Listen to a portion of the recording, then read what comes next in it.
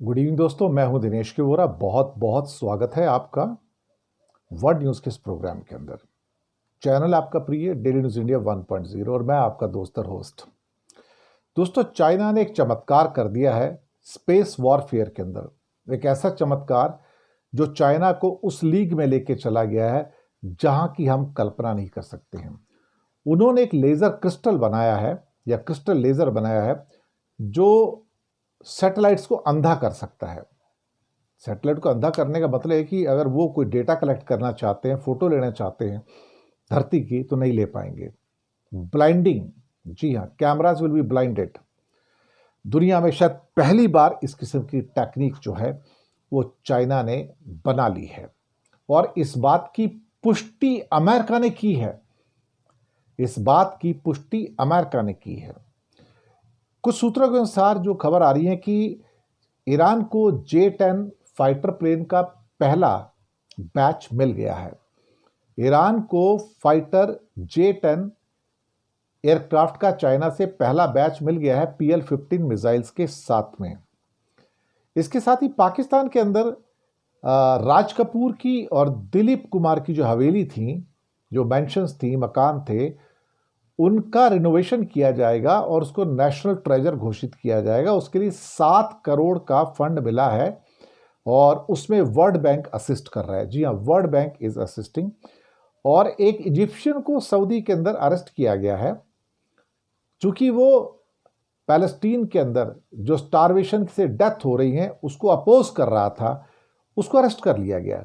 तो सऊदी का जो दोगलापन है वो इस बात से साफ झलक कर आ रहा है कि कहने को तो वो पैलेस्टाइन के साथ हैं, लेकिन अगर कोई पैलेस्टाइन का झंडा लेकर सऊदी के अंदर डिमांड कर रहा है, उसकी बात कर रहा है, तो उसको अरेस्ट किया जा रहा है और उसको अपराध घोषित किया जा रहा है, उसको क्राइम घोषित किया जा रहा है।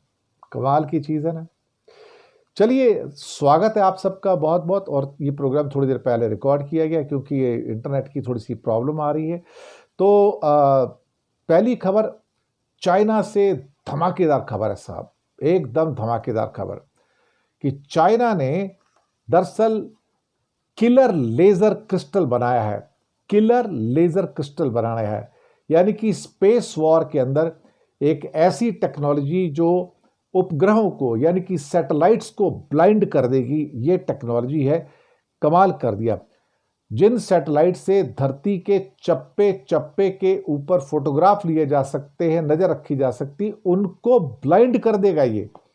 और इस टेक्नोलॉजी के जरिए सैटेलाइट की जो पावर है वही खत्म कर दी जाएगी और क्रिस्टल का इस्तेमाल किया गया है।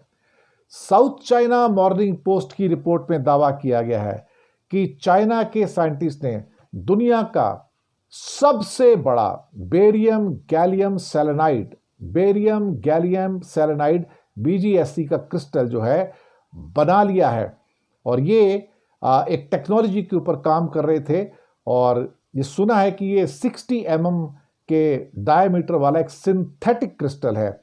ये क्रिस्टल किसी एक टेक्नोलॉजी की बदौलत वहाँ से जो रेज निकलती हैं उसको फार इंफ्रारेड बीम में तब्दील कर सकता है और ये धरती पर किसी भी समय बनाए हुए क्रिस्टल के मुकाबले सबसे ज़्यादा पावरफुल माना जा रहा है। और इससे वो लो अर्थ के सैटेलाइट्स को ब्लाइंड कर देगा, यानी कि जो 150-200 किलोमीटर की ऊंचाई पर सैटेलाइट उड़ रहे हैं, जो सारी नज़र रखते हैं, जासूसी करते हैं, उनको अंधा बना देगा, उनको ब्लाइंड कर देगा। अमेरिका ने जासूसी के लिए पृथ्वी की लोअर ऑर्बिट में सैकड़ों सैटेलाइट्स तैनात कर रखे हैं। वो धरती के चप्पे चप्पे पर अपनी नज़र रखता है और उनकी फ़ोटो लेता रहता है, वीडियो लेता रहता है। अब कोई ख़ास कंडीशन की आएगी तो चाइना इन पूरे सैटेलाइट्स की जो पावर है डेटा कलेक्ट करने की, फ़ोटो लेने की, वीडियो लेने की, उसको आराम से ख़त्म कर देगा और इससे चाइना को एक स्ट्रैटेजिक एडवांटेज मिलेगी। ये क्रिस्टल इंफ्रारेड सेंसर जो है ये मिसाइल की ट्रैकिंग के भी काम आएगा और इसके अलावा कई और फील्ड है वहाँ भी काम आ सकता है। साउथ चाइना मॉर्निंग पोस्ट की रिपोर्ट कहती है कि इसको अब ऑपरेशनल इंफ्रास्ट्रक्चर में इन्वेस्टमेंट करने के लिए प्लान बना दिया गया है और एशिया टाइम्स की भी एक रिपोर्ट आई है जिसके मुताबिक चाइना ने जिनजियांग के प्रोविजन के अंदर 2 जगहें फैसिलिटी बनाई हैं और वहाँ पर दरअसल इस किस्म की टेक्नोलॉजी को डिप्लॉय किया गया है जो फॉरेन सैटेलाइट्स को एक किस्म से इनएक्टिव कर देता है, ब्लाइंड कर देता है।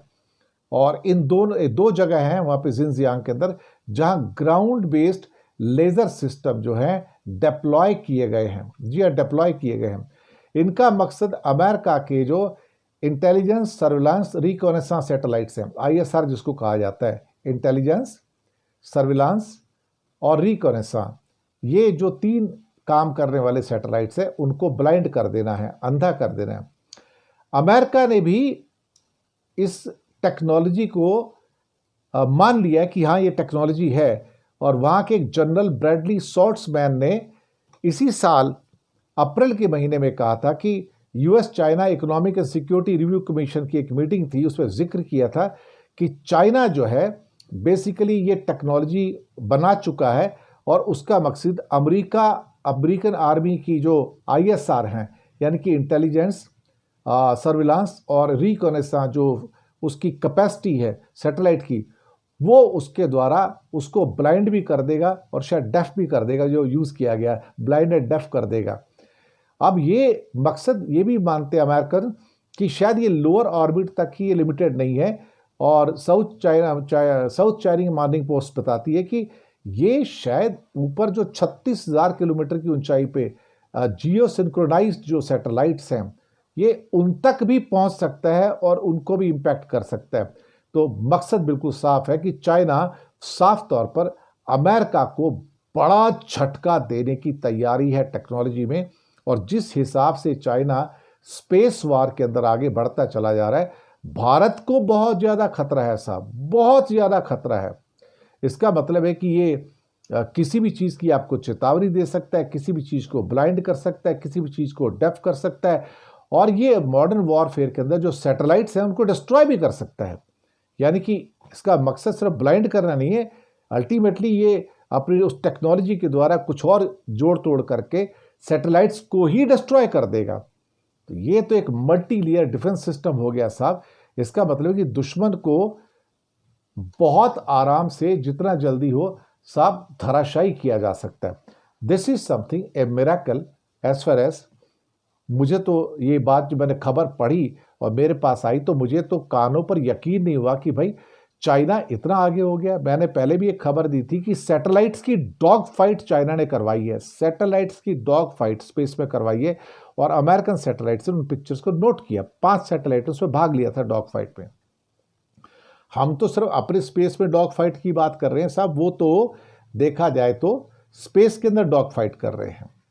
अगली खबर पर आते हैं कि ये भी चीन से जुड़ी हुई खबर है कि एक सूत्र बता रहे हैं, अब इसके कुछ वीडियोस भी आ रहे हैं, कुछ खबरें आ रही हैं कि जो J-10 फाइटर एयरक्राफ्ट है चाइना का, वो ईरान को पहला सेट मिल गया है, यानी कि पहला बैच मिल गया है।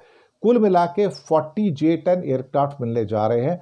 उसके साथ PL-15 air to air missiles, stealth technology और साथ में पावरफुल राडार सिस्टम और बहुत सारी चीज़ें हैं।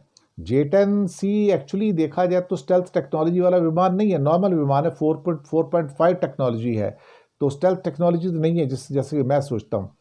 लेकिन इंडिया के खिलाफ भी उसका इस्तेमाल किया गया और कहा जा रहा है कि PL-15 ने इंडिया के कुछ फाइटर विमान भी गिराए हैं। एक खबर यह भी थी कि इजराइल ने चाइना से अपील की थी, जी हाँ, इजराइल ने चाइना से अपील की कि भाई आपका बहुत सारा इम्पैक्ट है ईरान के ऊपर, तो आप उसकी एटॉमिक पावर को बढ़ाने से रोको, आप उसको ये हथियार मत दो, ये हथियार देना ठीक नहीं रहेगा। और शंघाई में जो इजराइल के वहाँ पर कॉन्सुलेट जनरल हैं, उनका नाम है रावित बायर। उनका कहना था कि चाइना दुनिया का एकमात्र ऐसा वाहिद मुल्क है जो ईरान को क्या कहते हैं इम्प्रेस कर सकता है, उसको कब्जा कर सकता है, उसके ऊपर उसको बात कर सकता है, उसको मनवा सकता है बात। वो कह सकते हैं ईरान बर्बाद हो सकता है अगर चीन उससे तेल खरीदना बंद करेगा। ये सही बात है, अगर चाइना उससे तेल नहीं खरीदेगा तो ईरान के पास तो कुछ बचेगा ही नहीं ना। तो चाइना जो है ईरान पर प्रेशर डाल सकता है, ईरान के ऊपर अपनी जो कूटनीतिक ताकत है उसको लगा सकता है। ईरान का 90% तेल चाइना खरीदता है और दोनों के बीच में 25 साल का समझौता है और उसके बदले में चाइना उसको हथियार दे रहा है। तो इस ढंग से J-10 बेच के 4.5 जनरेशन का जो फाइटर जेट दे रहा है वो अपने आप में चाइना को दुनिया के अंदर या दुनिया के जो आर्म्स बाजार है उसके अंदर एक गहरी क्या कहते हैं कि पैठ भी दे रहा है। चीन के इस कदम से इजराइल तो भड़केगा कि आप कैसे J-10 उसको दे रहे हो और PL-15 मिसाइल का इस्तेमाल करोगे, क्योंकि PL-15 मिसाइल से इस टाइम दुनिया डर रही है। उनको मालूम है कि PL-15 मिसाइल निकली एयरक्राफ्ट से और सामने कोई भी एयरक्राफ्ट होने तो, और ये बहुत तेज गति से उसको जाके हिट कर देती है और ये काफ़ी क्या कहते हैं कि एक क्लोज अपना पिन पॉइंटेड एक्यूरेसी के साथ अपने दुश्मनों को हिट करती है। अब देखते हैं क्या होता है, लेकिन जो चीज़ें निकल के आई हैं वो कुछ इसी किस्म की हैं। एक खबर और है कि पाकिस्तान के अंदर राज कपूर साहब की और दिलीप कुमार साहब की हवेली है, उनके मकान है, पुश्तैनी मकान। हालांकि वो जर्जर हालत में, बुरी हालत में, उनका कोई वहाँ पे मेंटेनेंस तो होता नहीं है। राज कपूर साहब के जो वालिद थे, जो उनके फादर थे, उन्होंने वो वहाँ पर घर बनाए थे। तो पेशावर के अंदर दिलीप कुमार और राज कपूर के जो क्या कहते हैं पुश्तैनी घर है, अब उनका रिनोवेशन किया जाएगा, रेस्टोरेशन किया जाएगा और कहा जा रहा है कि इसमें पाकिस्तानी 7 करोड़ रुपए खर्च करेंगे और दोनों घरों को वहाँ पर म्यूजियम में बदला जाएगा। पहले काफ़ी टाइम से डिमांड आ रही थी कि ये दोनों, खासतौर से जो बड़े फिल्म इंडस्ट्री के स्टार रहे हैं दिलीप कुमार, राज कपूर, ये पाकिस्तान में पेशावर से निकल कर आए थे और पाकिस्तान ये मानता है कि ये दोनों पाकिस्तान के बेटे हैं। ये पाकिस्तान इस बात को मानता रहा है कि ये पाकिस्तान के बेटे हैं। इसके अलावा राजेंद्र कुमार भी आए थे, सुनील दत्त साहब भी वहाँ से आए थे। तो सारी की सारी एक जनरेशन ऑफ जो स्टार्स हैं इंडियन बॉम्बे फिल्म इंडस्ट्री की, वो सब पाकिस्तान से निकली है। मतलब उस टाइम तो इंडिया एक ही था ना।